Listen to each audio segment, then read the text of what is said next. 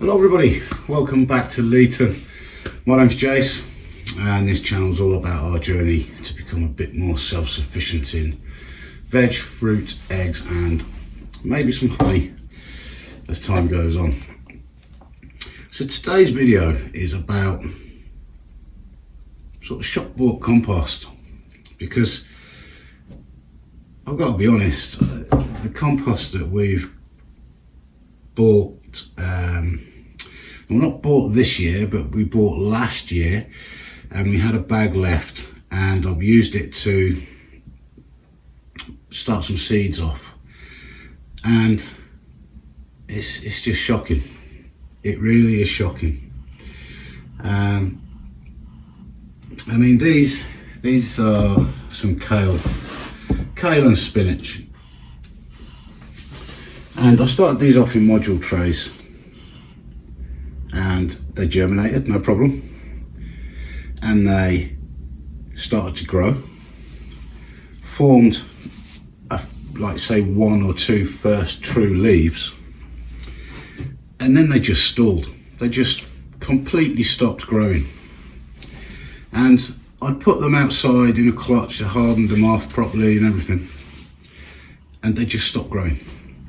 And then they started to go a bit yellowy and wilt, etc. And they had water, the compost was moist, you know. And so I basically just potted them on and into the mix, just a mix of shop bought compost and vermiculite, and I added a couple of handfuls of fish blood and bone into my compost mixing tray, and within a couple of days they've picked up. They're looking a much healthier green colour and they're growing again. Now that can only be that there just isn't any nutrients in the compost.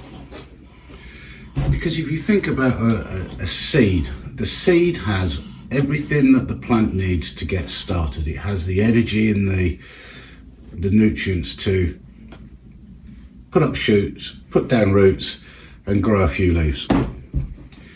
Then the plant is looking for nutrients in the soil or the compost. And there was obviously nothing there, absolutely nothing there.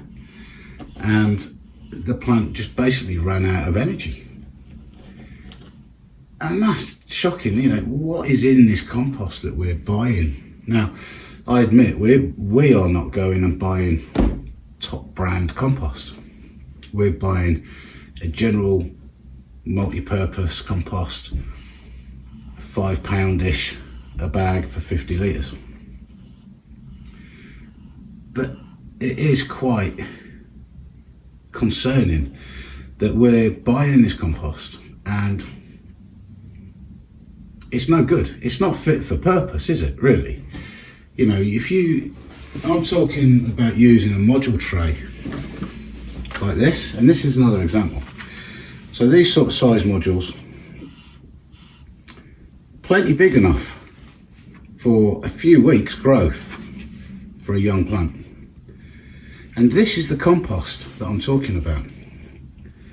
And these were some spring onions that I sowed in January, kept them in here, in the light and in the warm. And when I say warm, I'm talking an average of 12 degrees over a 24-hour period, something like that. And these spring onions have done exactly the same look. They've started to germinate and then they've just stalled. They've just stopped growing. And that can only be the compost. Now, I changed the compost and started some spring onions again, and they've just started to come up. They look a much healthier green, etc. And these were only sown on the 30th of February, and they're starting to come up. These ones were sown 8th of January, And that's what we've achieved. Nothing. This compost that we had left from last year, absolutely no good at all. Now nothing should have happened to it over the winter. It was left in the bag and it was left in the greenhouse. Shouldn't really, what could happen to it? It can't lose nutrients, it can't change in any way, I wouldn't have thought, anyway. And it's just no good. So I think it's really important that, especially when you're potting things on in this cheap shop bought compost, that you're adding some extra nutrients to it, because things just, for me, it's just not working. So I add some fish blood and bone to all of my compost that I'm using to pot things on. So, and I did that with these marigolds, and they're coming on nice, you know. So that's definitely what I'm going to be doing from now on, I think, is adding some nutrients to the compost that I'm using to pot things on. Not necessarily for germination, for seeds. I think I'll just use plain compost, because as I've said, the seed has got what it needs to germinate, put down some roots, put up some shoots and some leaves. But I think maybe the potting on might need to happen a bit quicker, rather than letting things grow on a little bit in a module or in a seed tray. So that said, I have some brassicas, some Savoy cabbage, some all year cauliflower, and some Dolores sprouts that I do need to pot on. And these were sown 2nd of February, and a little bit leggy, not too bad. And these have actually been hardened off, and these have been in a clutch for the last couple of weeks probably. And even though we've been getting, I mean, we had a frost the last 2 nights and they've been absolutely fine. So that's what we're going to do now. So I've just filled up some pots with the mix I already had done. What I thought I'd quickly do is show you how I'm mixing up my potting on compost. So we have, I think if I remember right, this was bought from B&Q. So Verve multi-purpose compost, peat free. So I'm going to tip some of that into here.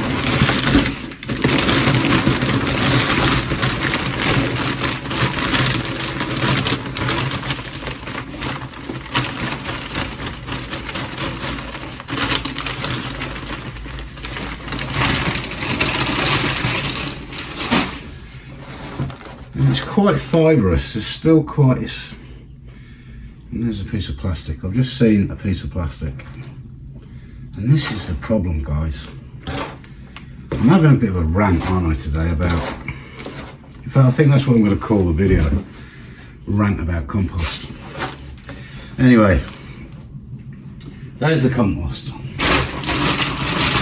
So what we'll do now is add some vermiculite.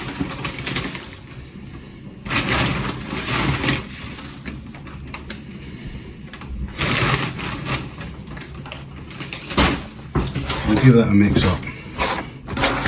What the vermiculite does is it just adds drainage to the compost.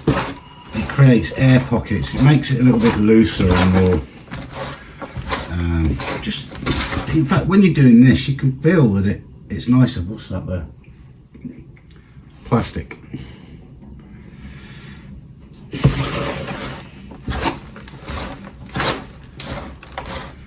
So I'll mix that in.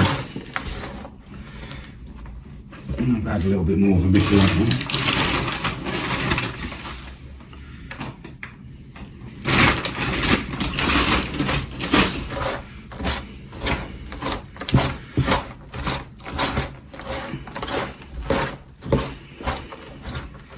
Yeah, so the vermiculite doesn't add any nutrition at all to the soil or the compost. It just aids with drainage, also actually holds on to a bit of moisture as well. And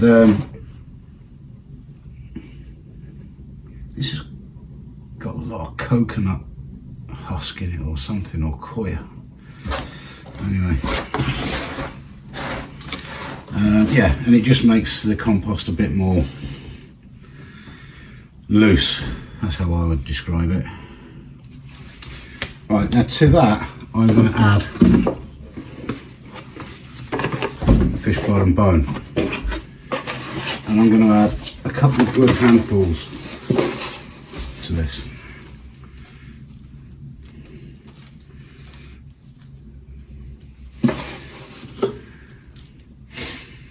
The fish blood and bone, natural, organic.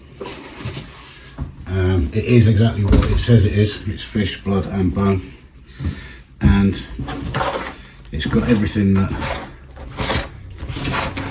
especially your leafy greens, need to get going.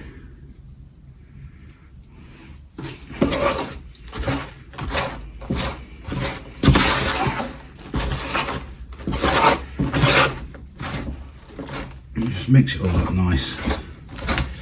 There we go. Fill some pots.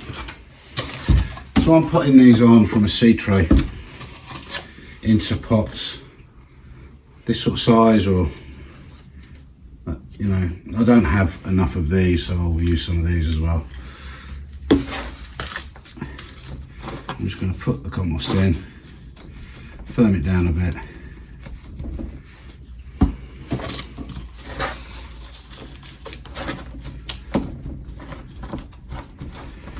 And that's all there is to it. And we shouldn't be having to do this. We really should not be having to add nutrients to compost that we've bought when it's got all this fantastic packaging and it's meant to be wonderful, makes your plants grow and all that. Not when the plants are this small.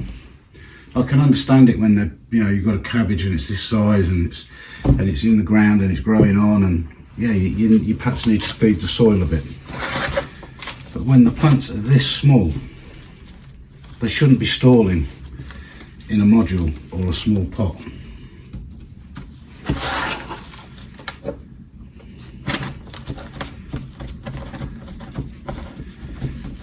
And this is why our plan is to have 4 or 5 big compost bays that we can scavenge and scrounge materials for to make our own compost.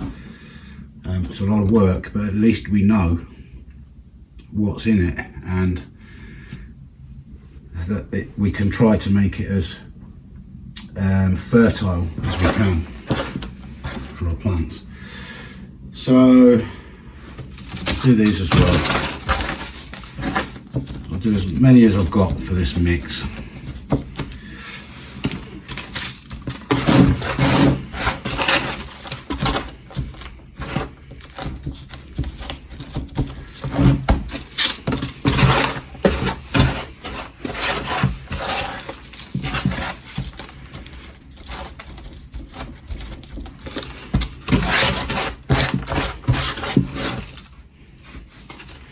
Big pieces of wood and all sorts in it.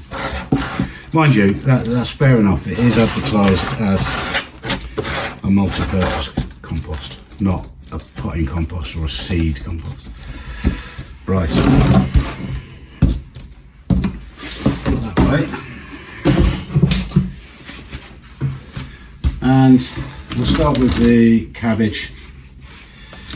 So if you watched any of my previous video about pricking out and putting on, you've got a seedling leaf and you've got a true leaf. Hold the plant by the seedling leaf, and then if you do break it off, it doesn't really matter, the plant can carry on growing.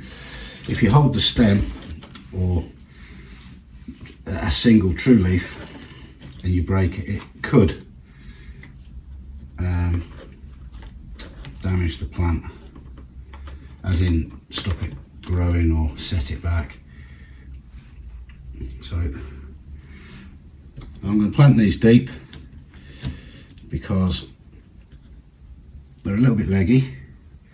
Now with brassicas it doesn't matter, they're happy to be planted deep.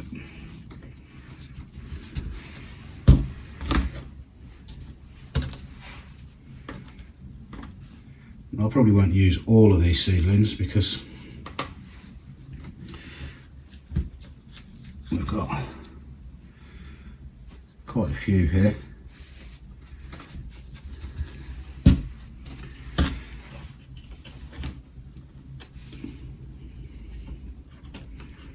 And if you've not seen the polytunnel videos, guys, well, have a look. That's coming on now. Really pleased so far with the progress. And I'll try and get back onto that in the next few weeks. But I do have to get a lot of other stuff done down there in the garden because all of this stuff is growing, and in a few weeks time some of it's going to have to start getting planted out. Some of the hardy stuff. I've just been down in the greenhouse to get these pots, and the Solent white garlic is coming on, broad beans are starting to come up, the peas, or sorry, Monge 2, they're coming up. I think these ones here, that doesn't look very healthy, they can go in compost. Okay, so those are my Savoy cabbage. Right. So next we're going to do the broccoli. So when you're taking these out, get right down underneath the plants, loosen up the compost, just chip away at it, try not to damage the roots, gently teasing the plant out with all of its roots. And that's some pretty good roots for this young plant. So deep hole,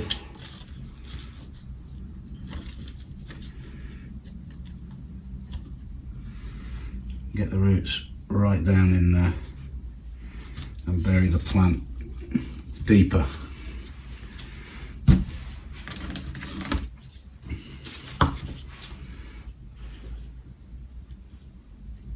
Something really quite therapeutic about pricking out and potting on.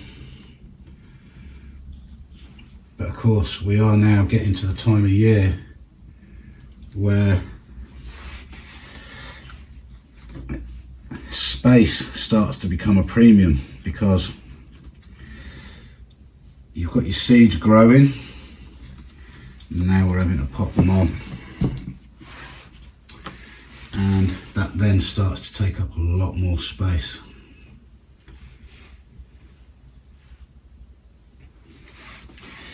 And I do like to pot things on when they're still small.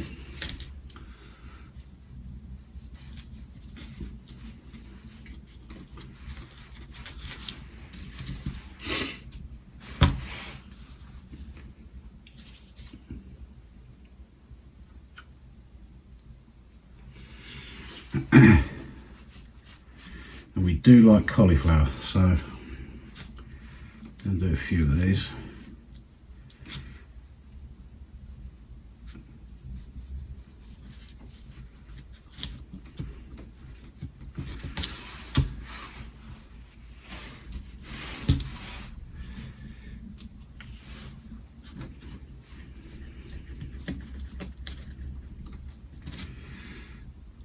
There we go.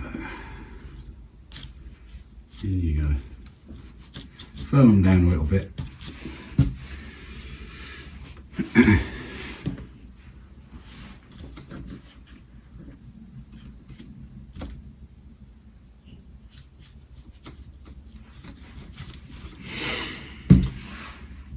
Last year the brassicas that I was growing. Got absolutely hammered by aphids early in the year, and then mainly because I didn't build a proper shelter or cover for them. Then the cabbage whites got them, because the garden really wasn't organised at all last year, so everything was a bit of a hodgepodge temporary fix, and the cabbage whites got them. But we did still, even despite all of that, we did still get some very small heads of broccoli, calabrese, and some very good sprouts actually for Christmas. So it wasn't too bad in the end, but the cauliflower, that really didn't do anything. I find cauliflower one of the harder crops to grow, I must say.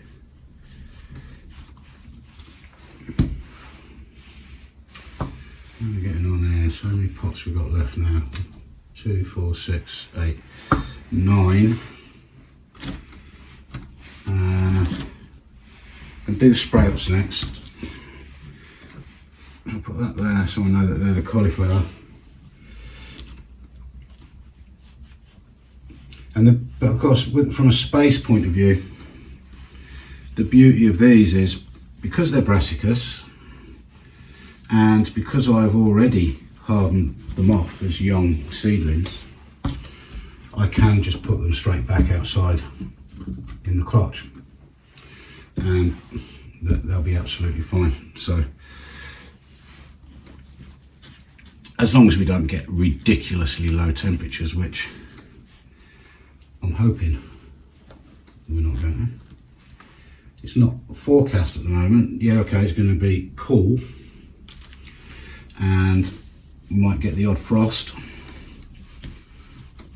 but it's not going to be -8 or anything like that at the minute. And brassicas are quite happy in cold temperatures, or cool temperatures, should I say. And as you can see, these are very, very young plants that have been left outside in a clutch. Check them every few days. If it's a nice bright sunny day, I'll took them out of the clutch, get some wind on them, because that helps to strengthen the plant. If it's getting blown around a little bit, not too much, but getting blown around a bit, I've always been taught that that helps to strengthen the stems and the roots, etc.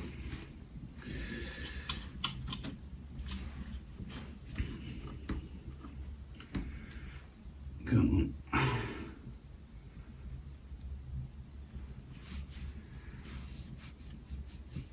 No, you need to go deeper than that.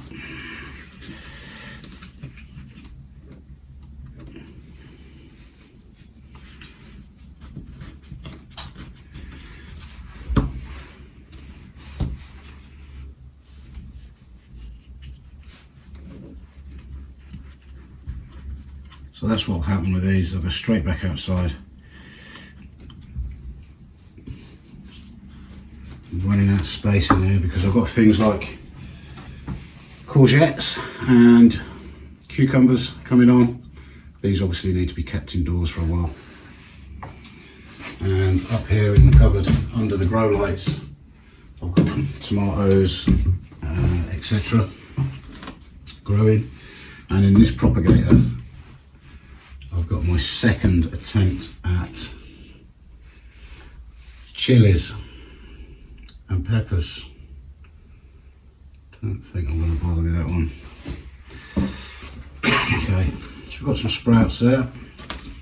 So I've got 3 or 4 left, and I've got 3 pots, so there we go. And these were the cauliflower. So I'm going to put those in here.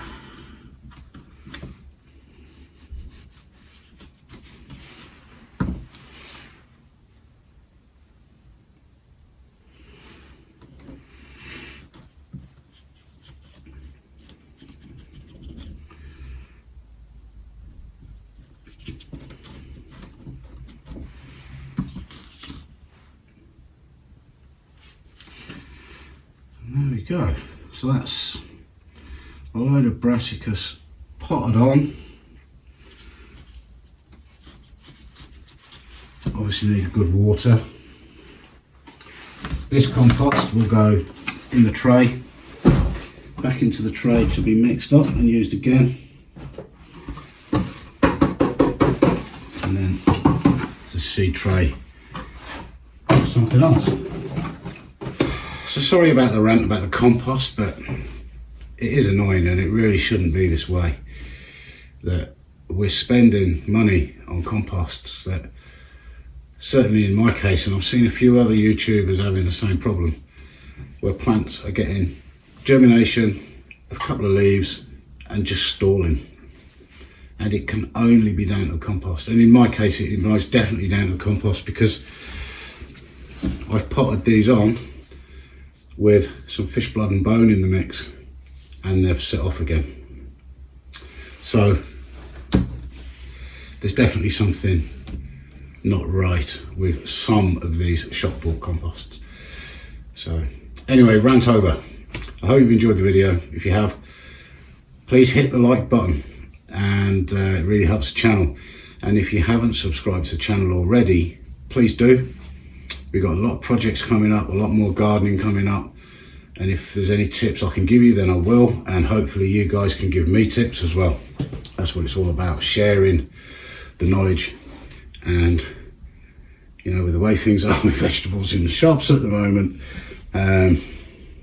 we all need tips to put food on the table. So thanks for watching, guys, and I'll catch you on the next one.